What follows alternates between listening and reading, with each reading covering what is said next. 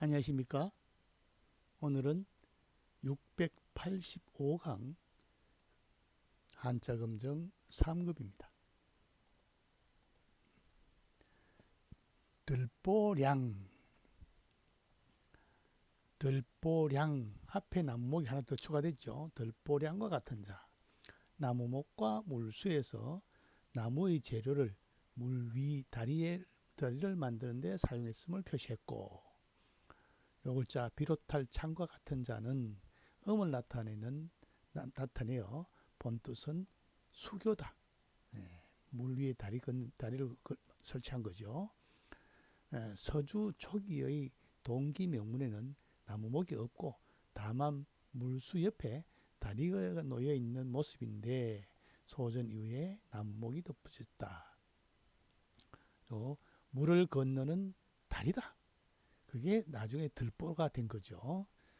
그러니까 다리를 만드는 그 나무는 아주 굵고 큰 나무가 되겠죠. 마찬가지로 집을 지을 때도 들보가 제일 큰 나무죠. 그래서 동량이라 합니다. 기둥동 들보량, 동량지 제액하고 인재를 말할 때 그렇게도 쓰죠. 들보량으로 구성된 단어 무엇일까요? 대표적인 교량, 또 앞서 말한 동량, 기둥동 들보량. 그 다음에 그 진식이 후한서에 나오는 진식의 사자성어 양상군자, 들보 위의 군자, 도둑의 극존칭 있죠. 들보량. 다음 미들량, 말씀은과 음을 나타내며 높은 곳의 상형인 서울경으로 구성된 형성자이다. 본뜻은 성실, 신실이다. 요 서울경자는 앞서 노략질 할 약자도 있었죠. 서울경자. 높을고의 형사에서 높다는 뜻이죠. 그래서 서울은 올라갔다 이랍니다. 올라갔다. 평양에서도 서울은 올라간다. 부산에서도 서울은 올라간답니다. 왜? 서울이 높다는 뜻을 가지고 있기 때문에. 그래서 말을 하는데 높은 말, 서울의 말이다. 표준말도 서울 말을 써야 되죠. 믿을 양자가 됐다. 믿을 양. 믿을 양으로 구성된 단어가 뭐 있을까요? 양찰하소서, 믿고 살펴주십시오. 양해 바랍니다. 해량 바랍니다. 이럴 때 믿을 양, 또 뭡니까? 살펴알 양 이런 소로 쓰이죠. 들보량은 나무목과 물수, 그 다음에 비롯할 창자의 줄임자. 들보다. 뭡니까? 수교. 물을 건너는 다리에서 들보의 뜻이 됐다. 그래서 물수가 들어간 거죠. 믿을 양은 말씀은과 서울경의 음을 빌린 형수자다. 아주 믿고 믿을만한 말이다. 서울 사람의 말은 믿을만하다. 믿을 양자가 된 거죠. 다음 연꽃연, 불초와 음을 나타내는 이을연으로 구성된 형수자로 본뜻은 연밥이다. 서로 이어져 열매가 달리는 것에서 연꽃의 뜻이 됐다. 풀은 풀인데 불초가 들어갔으니까 풀이고 이을 연자라고 있어서 음을 빌렸지만은 왜 이을 연이 됐느냐? 연꽃이 지고 난 뒤에 연밥이 보면 서로 연결된 나란히 있죠. 그걸 연밥을 보고 글자를 만든 게 연꽃연이다 하는 거죠. 재밌는 글자죠. 우리가 만날 봉자 위에 불초라면 풀이 만나는 곳이 뭐냐?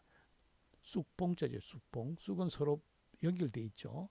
요거는 열매가 서로 연결되어서 연꽃연이 됩니다. 연꽃연. 연꽃연과 관련된 단어는 무엇일까요? 연과, 연열매, 연당, 연꽃을 심어놓은 못이죠. 연못. 연지도 되죠. 연지, 연못. 그 다음에 애련설, 주돈이의 애련설, 연꽃을 사랑해서 군자의 꽃으로 소개한 애련설이 있죠. 연꽃을 왜 좋아하느냐? 연꽃은 가지가 없죠. 예쁜데도 가지가 없죠. 그러니까 뭡니까? 지위가 높으면 이렇게 옆에를 거느려야 되는데 그런 것도 없고, 또 갈수록 향이 나죠. 만날수록 즐겁죠. 또 대표적인 뭡니까? 진흙에서 나왔으나 물들지 아니했다.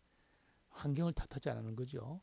그래서 불화에도 연꽃을 하고 주돈이는 군자의 꽃으로 연꽃을 지목했습니다. 다음 불쌍히 여길 련, 마음심과 음을 나타내는 이웃린의 줄임자로 구성되어 이웃 사람끼리 염려하는 마음에서 불쌍히 여기다 사랑하다 이 뜻이 되겠다. 마음은 마음인데 이웃 사람을 생각하는 마음. 그래서 뭡니까? 멀리 있는 친척도 이웃 사촌만 못하다. 그렇죠? 불이 났으면 이웃 사촌이 꺼줄 수 있지 멀리 친척이 와서 꺼줄 수 없잖아요. 그래서 이웃의 관계가 좀 자기보다 못한 사람을 불쌍히 여기다 해서 불쌍히 여길 련.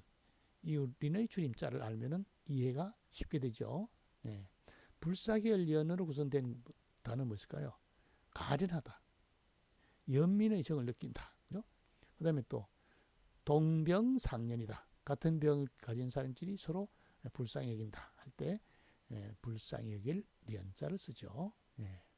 연꽃연은 풀초와 이을연에서 음을 빌린 형성자다. 그러면서도 연꽃은 연밥이 연결되어 있어서 나온 회의의 뜻을 가지고 있다. 불쌍히 여기려는 마음심과 이웃린의 줄임자에서 나왔다. 음을 빌렸다. 이웃 사람을 불쌍히 여긴다 해서 이것도 회의의 뜻이 있죠. 다음 찢을열. 어디와 음을 나타내는 버릴열로 구성된 형성자이다. 본 뜻은 재단 뒤 경직물의 조각이다. 여기서 찢어지다의 뜻을 갖게 되었다. 그러나 간단하게 생각해 보세요. 어디가 있는데 위에 뭡니까? 버릴열이죠. 옷을 계속 벌리면 어떤 현상이 일어날까요? 찢어지죠. 그래서 찢을열입니다. 간단하죠. 찢을열로 구성된 단어는 무엇일까요? 균열이 일어난다. 3분 5열. 그죠? 지리멸렬 할 때 찢을열자를 쓰죠. 못할열. 자, 여기서 주의할 것은 리열 받침이 중국 발음 없죠. 리열 기억비업. 렬이 리에로 발음됐죠. 못할열도 리에로 리열 받침이 없죠. 그래서 힘력과 적을 서로 구성된 자로 힘이 적다는 데서 못하다, 약하다의 뜻이 됐다. 그렇죠? 힘이 적으면 열등생이죠. 우등생이 아니라. 간단하죠. 힘력과 적을 서로 구성돼서 힘이 적다. 그래서 못할열이다. 못할열로 구성되는 것은 뭡니까? 열등생, 열세, 열악, 비열, 졸열 뭐 이런 뜻으로 열자를 쓰죠. 찢을열은 어디와 버릴열에서 음을 빌렸지만 옷을 계속 벌리면 찢어진다. 못할열은 힘력과 적을 서로 구성된 회의자지만 힘이 없으니까 못하다 이 뜻이 됐다. 다음 청렴할렴 리엔. 가옥과 관계에 있음을 표시한 집음과 음을 나타내는 겸할겸. 겸할겸 자세히 보면 여기 손으로 잡았는데 벼 두 포기를 잡고 있죠. 그래서 겸할겸자입니다. 으로 구성된 형수자이다. 본 뜻은 집의 옆이다. 집에서 일을 겸한다는 데서 청렴하다의 뜻이 됐다. 그렇죠? 요 벼를 두 포기 잡았으니까 겸할겸. 앞에 말씀을 하면 뭡니까? 말을 두 마디를 할 것을 몰아서 하니까 겸손할 겸이죠. 여기인데 집엄에는 집 안에서 뭡니까? 혼자서 두 가지를 겸하니까 아주 청렴한 사람이 된 거죠. 청렴할렴. 요 겸할겸자와 음을 빌린 형수자지만은 또 회의의 뜻을 가지고 있죠. 청렴할렴으로 구성된 단어는 무엇일까요? 청렴. 그다음에 뭡니까? 예의 염치 할 때 청렴할 염자를 쓰죠.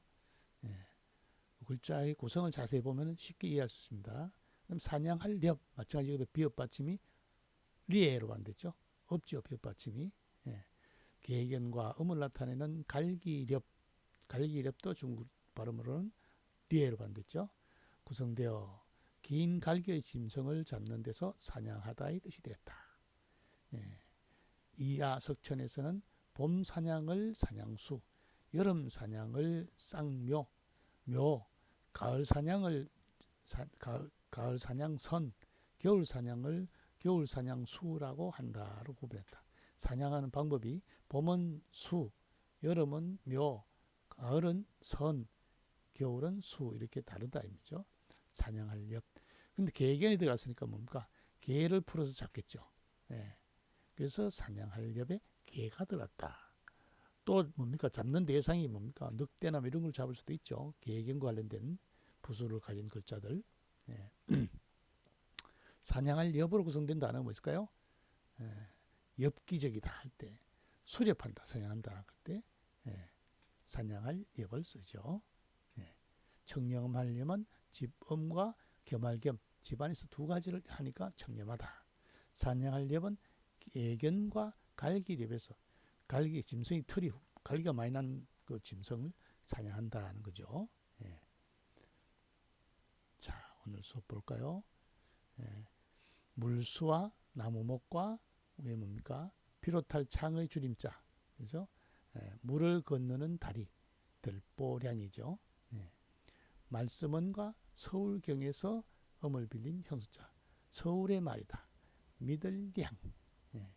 풀초와 이을연에서 엄을 빌린 현수자. 열매가 이어졌다. 연꽃 연이다. 마음심과 이웃린의 줄임자에서 엄을 빌린 현수자. 이웃의 생각하는 마음, 불쌍히 여긴다. 그죠? 불쌍히 여길 연.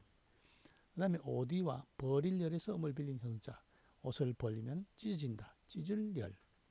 그 다음 힘력과 적을 소로 구성된 회의자.